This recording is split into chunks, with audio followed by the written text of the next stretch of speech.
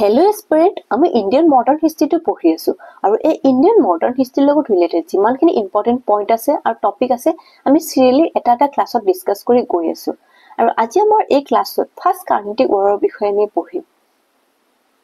আগৰ ক্লাছতো কৈছো যে আমাৰ ইন্ডিয়ান মডাৰ্ণ হিষ্ট্ৰীটোক আমি দুটা পাৰ্টত ডিভাইড কৰি কিনে আমি গোটেই হিষ্ট্ৰীটো পঢ়িম এটা হ'ল তোমাৰ ব্ৰিটিছ এক্সপানশ্যন এই ব্ৰিটিছ এক্সপানশ্যনৰ ভিতৰত ব্ৰিটিছসকলে ভাৰতত কিদৰে সাম্ৰাজ্য বিস্তাৰ কৰিছিল আৰু এই সাম্ৰাজ্য বিস্তাৰ কৰাৰ পথত ব্ৰিটিছসকলে যিবোৰ তোমাৰ ইউৰোপীয়ান শক্তি আছিল এই ইউৰোপীয়ান শক্তিসকলক ভাৰতৰ পৰা কিদৰে খেদি পঠাইছিল এই ইউৰোপীয়ান শক্তিসকলৰ ভিতৰত তোমাৰ পৰ্তুগীজ ডাচ ফ্ৰান্সিচি ডেনমাৰ্ক এই শক্তিসকলক ভাৰতৰ পৰা খেদি কিনে উলিয়াই দিছিল আৰু যিবিলাক তোমাৰ লোকেল ৰুলাৰ আছে যিবিলাক তোমাৰ আগৰ তোমাৰ ৰজা আছে এই ৰজাসকলে ব্ৰিটিছৰ অধীন কেনেকৈ হৈছিল হেতৰ বিষয়ে পঢ়িম এই গোটেই ষ্ট্ৰেটেজিৰ বিষয়ে আমি পঢ়িম আৰু সেকেন্ড পাৰ্টটোত ব্ৰিটিছে যেতিয়া তোমাৰ ভাৰতত শাসন কৰিবলৈ লয় আৰু এই শাসন কৰাৰ সময়ত যিবিলাক তোমাৰ স্বাধীনতা সংগ্ৰাম আছে বিপ্লৱ আছে বা তোমাৰ মহাত্মা গান্ধীৰ কন্ট্ৰিবিউশন আছে আমি এই পাৰ্টটোত আমি ডিভাইড কৰি কিনে পঢ়িম আমাৰ পাৰ্ট 1 ক্লাছটোত আমি পৰ্তুগীজ ডাচ ব্ৰিটিছ ডেনমাৰ্ক ফ্ৰান্সিচি এই শক্তিসমূহৰ বিষয়ে পঢ়িছিলো আৰু তেওঁলোকৰ গভৰ্ণৰ আৰু তেওঁলোকৰ কন্ট্ৰিবিউশন এই গোটেইখিনি আমি ডিটেইলছত পঢ়িছো আজি আমাৰ এই ক্লাছটোত আমি ফাৰ্ষ্ট কাৰ্নেটিক ৱাৰৰ বিষয়ে পঢ়িম এলিমিনেশ্যন অফ আদাৰ ইউৰোপিয়ান পাৱাৰ ব্ৰিটিছসকলে 1600 চনত ভাৰতত আহিছিল আৰু প্ৰথমটো তোমাৰ কাৰখানা স্থাপন কৰিছে 1613 চনত গুজৰাটৰ সুৰতত সেই সময়ত যেতিয়া তোমাৰ ব্ৰিটিছে ভাৰতলৈ আহিছিল তেওঁলোকৰ মেইন এটাই উদ্দেশ্য আছিল তেওঁলোকে বেপাৰ কৰিব লাগে আৰু ইয়াৰ পৰা তোমাৰ বস্তুবিলাক ক্ৰয় কৰি কিনে বাহিৰৰ ইউৰোপিয়ান দেশসমূহত বিক্ৰী কৰিব লাগে আৰু সেইটো তেওঁলোকৰ মেইন মোটিভ আছিল এই ব্ৰিটিছসকলে যেতিয়া তোমাৰ ভাৰতত ব্যৱসায় কৰে তেওঁলোকে এটা কথা গম পায় যে আমাৰ ভাৰতখন সোণেকি চিৰিয়া অকল ইয়াতে ব্যৱসায় কৰিলে নহব ইয়াত তোমাৰ সম্পূৰ্ণ প্ৰভুত্ব বিস্তাৰ কৰিব লাগিব গোটেই তোমাৰ দেশখনৰ কন্ট্ৰল নিজৰ হাতত আনিব লাগিব হেহে এই ব্ৰিটিছসকলেতো 1600 আহিছিল ন তাৰে 100 বছৰ আগতে তোমাৰ পৰ্তুগীজসকল ভাৰতত আহে আৰু পৰ্তুগীজসকল কেতিয়া আহে তোমাৰ এই 1487ত পৰ্তুগীজৰ পিছত আহে তোমাৰ ডেনিছসকল তাৰপিছত ডেনমাৰ্কসকল এইবোৰ তোমাৰ বেলেগ বেলেগ তোমাৰ ইউৰোপীয়ান শক্তিসকল আহিছিল এটা ব্ৰিটিছে গম পায় যে এই শক্তিসকলক ভাৰতৰ পৰা খেদিব লাগিব কাৰণ এইবিলাক থাকিলেতো তোমাৰ সম্পূৰ্ণ তোমাৰ কন্ট্ৰল তোমাৰ ব্ৰিটিছে ল'ব নোৱাৰে সব ব্ৰিটিছসকলে কি কৰিলে এটা গোটেই ইউৰোপীয়ান শক্তিসকলৰ লগত যুদ্ধ কৰি কিনে সিহঁতক ভাৰতৰ পৰা খেদি পঠাবৰ কাৰণে ট্ৰাই কৰিলে এলিমিনেশ্যন অফ আদাৰ ইউৰোপীয়ান পাৱাৰ এখন তোমাৰ ইণ্ডিয়াত হোৱা নাছিল এখন আছিল তোমাৰ ইউৰোপত 1740 এখনক তোমাৰ অষ্ট্ৰিয়ান ৱাৰ অফ সাকচেছন বুলি কোৱা হয় এই যুদ্ধখন মূলত ইংৰাজ আৰু ফ্ৰান্সসকলৰ মাজত হৈছিল এই তোমাৰ ইংলেণ্ড ফ্ৰান্স পৰ্তুগীজ এইবোৰ তোমাৰ নেইবাৰিং কান্ট্ৰি হয় আৰু নেইবাৰিং কান্ট্ৰি বিলাকৰ মাজত কেতিয়াবা তোমাৰ এই ডিপ্লোমেটিক তোমাৰ এই ৱাৰ বিলাক হৈ থাকে মই তোমালোকক দেখাইছো ৱৰ্ল্ডৰ মেপখন এখন হ'ল তোমাৰ ৱৰ্ল্ডৰ মেপ এই ৱৰ্ল্ডৰ মেপত এখন হ'ল তোমাৰ পৰ্তুগীজ এখন হ'ল তোমাৰ ইংলেণ্ড আৰু এখন হ'ল তোমাৰ ফ্ৰান্স এই গোটেই ওচৰা এইবিলাক নেইবাৰিং কান্ট্ৰি হয় আৰু এই নেইবাৰিং কান্ট্ৰি বিলাকৰ মাজত সদায় এটা ডিপ্লোমেটিক ৰিলেশ্যন থাকে যেনেকৈ আমাৰ ইণ্ডিয়া আৰু পাকিস্তান এই ইণ্ডিয়াৰ তোমাৰ এই কাশ্মীৰৰ পেহলগামত যিটো তোমাৰ কাণ্ড হৈছে সেই কাণ্ডটোৰ কাৰণে গোটেই ইণ্ডিয়াখনত তোমাৰ মানুহবিলাকৰ খঙৰ সৃষ্টি হৈ আছে ন সদায় এনেকৈ নেইবাৰিং কান্ট্ৰিৰ লগত অকমান তোমাৰ সৰুৰা যুদ্ধ হলেও গোটেই তোমাৰ দেশ জুৰি মানে খঙৰ সৃষ্টি হয় এই ইণ্ডিয়াৰ বাহিৰত থকা যিবিলাক ধৰি লওক আমেৰিকাতে আছে বা লণ্ডনতে আছে বা তোমাৰ বেলেগ ঠাইতে আছে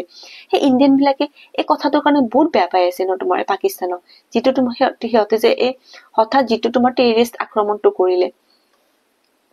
এই 17th century ইংৰাজ ফ্ৰান্স এই পৰ্তুগীজ এই গোটেইখন দেশ আমাৰ ইণ্ডিয়াত বাণিজ্য কৰিবলৈ আহে কিন্তু এই যুদ্ধখন লাগিছিল তোমাৰ এই ইউৰোপত কিন্তু এই যুদ্ধখনৰ প্ৰভাৱ আমাৰ ইণ্ডিয়াত দেখিবলৈ পোৱা যায়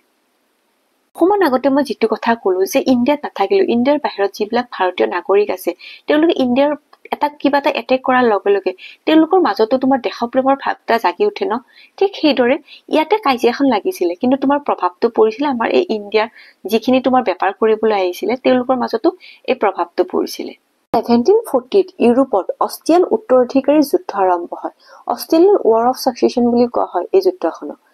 যাৰ ফলত ভাৰতৰ ইংৰাজ আৰু ফ্ৰান্সৰ এই দুয়োটা কোম্পানীৰ মাজত তোমাৰ সংঘাতৰ সৃষ্টি হয় ইংৰাজ আৰু ফ্ৰান্সৰ মাজত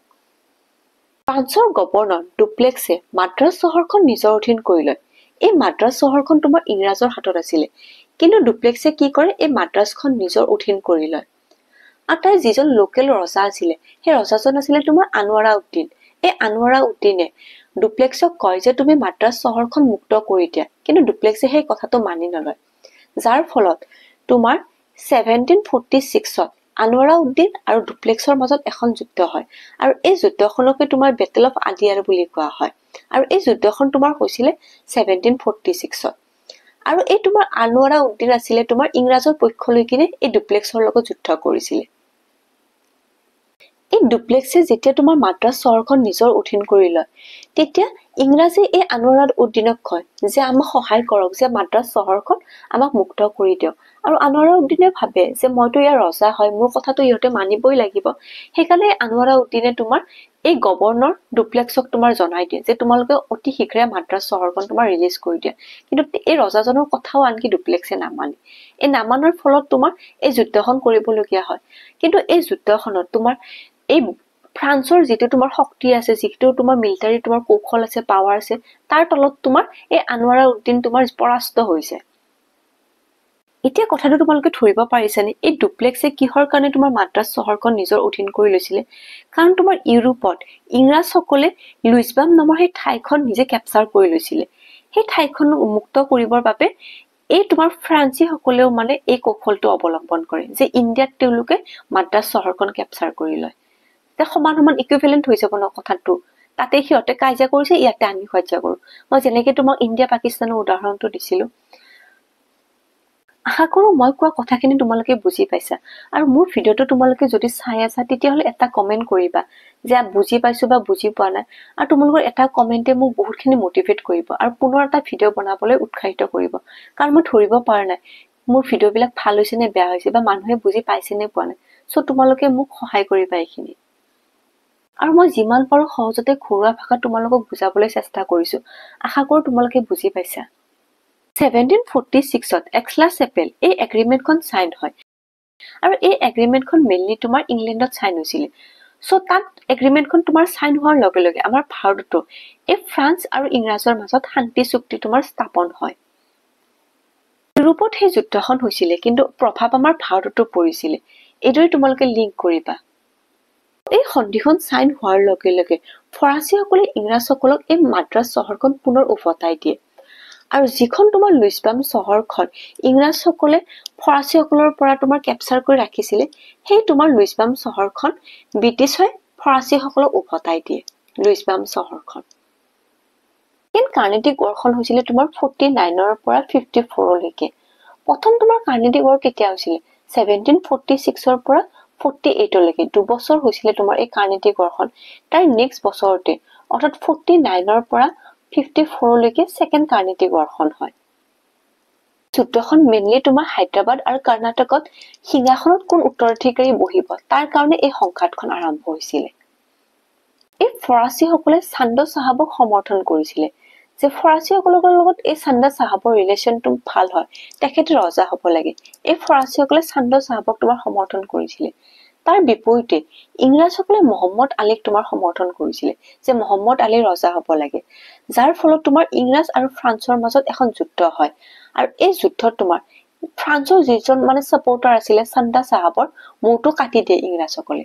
যাৰ ফলত তোমাৰ 1749ত বেটেল অফ আম্বুৰ এই যুদ্ধখন তোমাৰ হয় 1749ত ইংৰাজ আৰু ফ্ৰান্সসকলৰ মাজত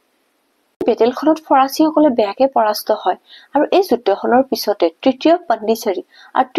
তৃতীয় তোমাৰ গদেহু এই শান্তি চুক্তি তোমাৰ স্বাক্ষৰিত হয় আৰু এই চুক্তিৰ মতেৰে মোহাম্মদ আলী কৰ্ণাটকৰ তোমাৰ নবাব হিচাপত স্বীকৃতি দিয়া হয় গদেহু কোন আছিল গদেহু আছিল তোমাৰ ফ্ৰান্সৰ গভৰ্ণৰ এই ডুপ্লেক্সৰ ঠাইত তোমাৰ গদেহুক গভৰ্ণৰ হিচাপত ভাৰতলৈ পঠিয়াই দিয়ে ফ্ৰান্সীসকলে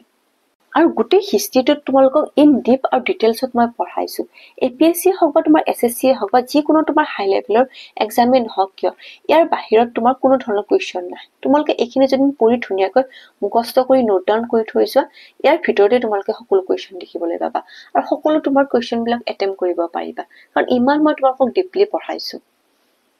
থাৰ্ড কাৰ্নেটিক ৱাৰখন হৈছিল তোমাৰ 1756ৰ পৰা 63 লৈকে অৰ্থাৎ 7 বছৰ ধৰি কিনে এই যুদ্ধখন হৈছিল থাৰ্ড কাৰ্নেটিক ৱাৰখন তোমাৰ ইউৰোপত ইংৰাজ আৰু ফ্ৰান্সসকলৰ মাজত আকৌ সংঘটিত হয় যাৰ ফলত ফ্ৰান্সসকলে কি কৰে 1758ত আমাৰ ইণ্ডিয়াত থকা তোমাৰ সেন্ট ডেভিড বুলি এটা তোমাৰ ফৰ্ট আছে ব্ৰিটিছসকলৰ এই ফৰ্টটো তোমাৰ ফৰাচীসকলে আকৌ দখল কৰি লয় 1760 চনত ইংৰাজৰ এজন প্ৰবল আৰু সাহসী সেনাপতি আছিলে ছাৰ আয়াৰ। এই ছাৰ আয়াৰৰ হাতত ফৰাচী সৈন্য বাহিনী পৰাস্ত হয় আৰু এই যুদ্ধখন হৈছিলে তোমাৰ 1760 বেটেল অফ ৱাণ্ডিৱাছ। এই যুদ্ধখন বহুত ইম্পৰ্টেণ্ট যুদ্ধ হয় হা, UPSCটো আনকি ইয়াৰ কুৱেশ্যন সুধিছে। এইখন হৈছিলে তোমাৰ 1760 ইংৰাজ আৰু ফৰাচীসকলৰ মাজত বেটেল অফ ৱাণ্ডিৱাছ আৰু এই যুদ্ধত তোমাৰ ফৰাচী বাহিনী তোমাৰ পৰাস্ত হয়। 1763 ইউৰোপত তৃতীয় পেৰিছ এই এগ্ৰিমেণ্টখন চাইন হয় আৰু এই এগ্ৰিমেণ্টখন তাতে চাইন হোৱাৰ লগে লগে আমাৰ ভাৰততো শান্তি চুক্তি তোমাৰ স্বাক্ষৰিত হয়। আমাৰ ভাৰততো মানে সকলো যুদ্ধ মানে ঠাণ্ডা হৈ যায়। ভাৰতত ফ্ৰান্স আৰু ইংৰাজৰ মাজত এই তিনিখন যুদ্ধই হয়। ফাৰ্ষ্ট কাৰ্নেটিক ৱাৰখন কেতিয়া হৈছিলে তোমাৰ 1746ৰ পৰা 48লৈকে। ছেকেণ্ডখন তোমাৰ কেতিয়া হৈছিলে 49ৰ পৰা 54লৈকে আৰু থাৰ্ডখন হৈছিলে তোমাৰ 56ৰ পৰা 63লৈকে। এই তিনিখন যুদ্ধ কৰাৰ পিছত এই বেটেল অফ ৱাণ্ডিৱাছ যিখন তোমাৰ 1760 হয়, য'ত তোমাৰ ফ্ৰান্সসকল পৰাস্ত হয় আৰু এই পৰাস্ত বৰণ কৰাৰ পিছতে এই টিটিটো চাইন কৰাৰ পিছত ভাৰতৰ পৰা এই ফ্ৰান্স শক্তিটো সদায়ৰ কাৰণে বিদায় লয়।